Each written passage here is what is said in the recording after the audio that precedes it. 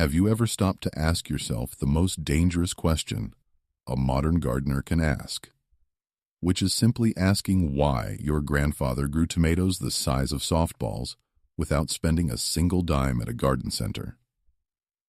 Think about it for a second, because the answer isn't just about nostalgia. It is about a systematic erasure of knowledge that has quietly taken place right under our noses since 1945. Back then, during the height of World War II, everyday people like you and me were harvesting 40% of the entire nation's fresh vegetables in their own backyards, using methods that were completely free, wildly effective, and entirely self-sustaining. But then the war ended. The factories that made explosives needed a new market for their nitrates, and suddenly the narrative changed overnight. We were told that nature was slow, inefficient, and in desperate need of a chemical upgrade. We traded the wisdom of centuries for the convenience of a blue plastic bottle, and in doing so, we handed over our independence to a system that profits only when your garden fails. You have been led to believe that soil is dead dirt that needs life injected into it from a store-bought bag. But that is the single greatest lie ever sold to the public. The truth is that the earth beneath your boots is a living, breathing battery, waiting to be charged, and the tools to charge it were banned, ridiculed, or buried in obscure agricultural journals decades ago. Today, we are not just gardening. We are recovering stolen property. We are going to reopen the files on 6 specific techniques that corporations have prayed you would never find. Because if you knew that a few scraps of copper wire or the contents of your own waste bin could outperform their expensive fertilizers by 300%, their stock prices would plummet by morning. This isn't just about saving money, though you will save plenty. It is about realizing that you have been playing a game with rigged rules. Are you ready to stop being a consumer and start being a producer? Open your mind and forget everything the commercials taught you, because we are about to break every rule in the modern gardening handbook. Imagine for a moment that you could plug your garden into a socket and watch it glow with vitality. Only there is no electricity bill, and the power source is literally the air we breathe. This brings us to the first and perhaps most visually stunning secret that was swept under the rug, which is the forgotten science of electroculture. In the years leading up to the war, a brilliant French researcher named Justin Christofleau was quietly shattering records by growing crops that were not just 20 or 30% larger, but sometimes 200% larger than anything his neighbors had ever seen. And he did it without a single ounce of manure. His secret was remarkably simple, yet terrifying to the emerging chemical industry, because he discovered that plants act as natural antennas that crave the magnetic and atmospheric electricity constantly swirling around us. He found that by simply placing a wooden stake wrapped in a copper coil into the earth, he could harness this invisible voltage and channel it directly into the root zone, effectively supercharging the microbial life and accelerating nutrient uptake in a way that chemical pellets simply cannot replicate. Think about the absurdity of the current system, where you are trained to drive to the store every spring to buy bags of dead minerals when you could spend $5 once on a spool of copper wire that will last for the rest of your life. When you install a simple copper antenna next to your tomato plants, you are essentially creating an etheric lightning rod that pulls free energy from the atmosphere and grounds it into your soil. This weak electrical current wakes up the dormant organisms in the ground, causing them to multiply and break down nutrients at a frantic pace, which explains why those old black and white photos show farmers standing next to cabbages the size of carriage wheels. The corporations hate this technique because it is a one-time purchase that breaks the cycle of dependency. They cannot meter the atmospheric energy. They cannot bottle the Earth's magnetic field. and they certainly cannot sell you a subscription to the laws of physics.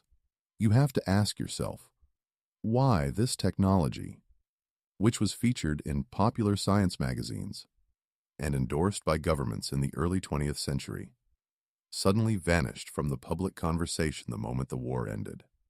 The answer is obvious. Because a copper coil doesn't run out, it doesn't expire, and it puts the power of growth back into your hands where it belongs. Now we arrive at the threshold of the most uncomfortable yet undeniably powerful secret on this list. A resource so potent and so universally available that an entire social conditioning campaign was invented to make you disgusted by it. We are talking about the golden elixir that you flush down the toilet several times a day while simultaneously driving to the hardware store to buy the exact same chemical compound in a plastic bag for $40. This is the taboo of human urine, often called liquid gold by the old masters of agriculture. And it represents the ultimate rebellion against the industrial machine because it is the only fertilizer that is produced locally, daily, and completely free of charge. You have been trained to view your own biological output as toxic waste. But scientifically speaking, fresh urine is generally sterile and packed with the holy trinity of plant growth, which is nitrogen, phosphorus, and potassium, in a form that is instantly available to hungry roots. Think about the sheer madness of a system that convinces you to waste gallons of clean drinking water to flush away the very nutrients your garden is starving for, only to have you turn around and purchase synthetic urea, which is manufactured in massive factories using fossil fuels and natural gas. When you dilute this golden liquid with 10 parts water to 1 part source, you are creating a high-octane booster shot that rivals any Miracle-Gro product on the shelf. And the results are often visible within 48 hours as yellowing leaves turn a deep, violent green. This isn't just about gardening. It is about closing the loop and realizing that you are a participant in the ecosystem rather than just a consumer of it. By reclaiming this resource, you are opting out of a multi-billion-dollar fertilizer industry that relies on you believing that you are helpless without their products. So the next time you feel the urge to visit the bathroom, ask yourself if you want to flush away a free harvest, or if you have the courage to break the final mental chain that keeps you dependent on the system. Fire has always been painted as the great destroyer in our modern psyche. But if you look back at the indigenous cultures of the Amazon, they understood that fire was actually the womb of fertility. This brings us to the fourth banned hack, which is the resurrection of dead soil using wood ash and the ancient technique of making biochar. While the commercial fertilizer industry wants you to treat your garden like a drug addict that needs a weekly hit of blue crystals just to survive, biochar offers a completely different paradigm by functioning as a permanent soil battery that charges up with nutrients and holds them forever.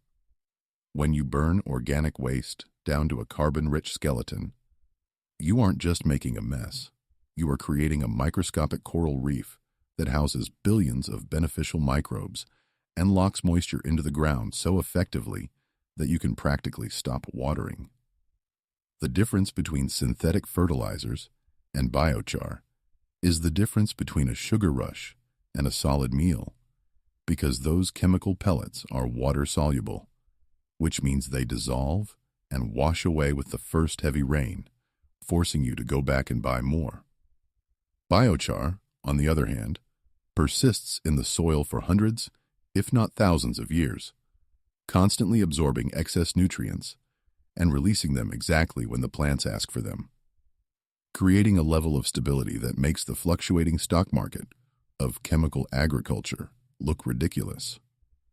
You have been throwing away your pruned branches and dried leaves, perhaps even paying the city to take them away, when you should be converting that carbon into a legacy that will outlive you. This is the ultimate nightmare for a corporation that relies on recurring revenue.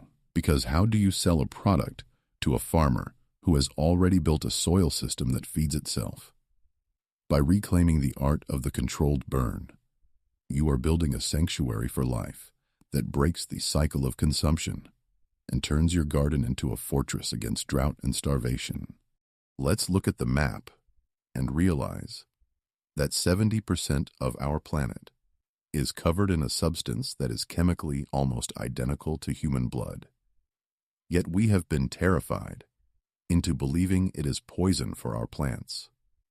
This is the secret of the ocean, specifically diluted seawater, and it exposes the greatest reductionist scam in the history of agriculture, which is the NPK model. The fertilizer companies have convinced the world that plants only need three things: nitrogen, phosphorus, and potassium to survive, which is like telling a human being they can live a healthy life eating nothing but protein powder and sugar. Sure, you will grow big, but you will be hollow, weak, and susceptible to every disease that walks through the door, which is exactly why modern crops require so many pesticides. The ocean, however, holds the complete periodic table of elements. Every single mineral and trace element that has washed off the land for millions of years, suspended in a perfect liquid solution. When you take just a cup of seawater and dilute it into a few gallons of fresh water, you aren't just watering your garden. You are giving your plants a full-spectrum multivitamin that unlocks genetic potentials we haven't seen in generations. Suddenly, the tomatoes don't just look red. They taste like memories of childhood. And more importantly, they develop a natural immunity that makes them invisible to pests. You see, bugs are nature's garbage collectors designed to attack sick and nutrient-deficient plants. So when you infuse your soil with the full mineral density of the ocean, the bugs literally fly right past your garden looking for weaker prey. It is the ultimate insurance policy that costs you nothing but a trip to the beach, and it renders the entire pesticide aisle of the hardware store completely obsolete. Now we descend into the sweet, sticky underworld of the soil to uncover a hack that sounds like a fairy tale, but works like military strategy. And it involves the one substance your doctor told you to avoid at all costs. We are talking about sugar, specifically unsulfured blackstrap molasses, and it is the fuel for the single most important workforce on your property that you have been completely ignoring. You see, the chemical companies have trained you to think of fertilizer as food for the plant, like a parent spoon-feeding a baby.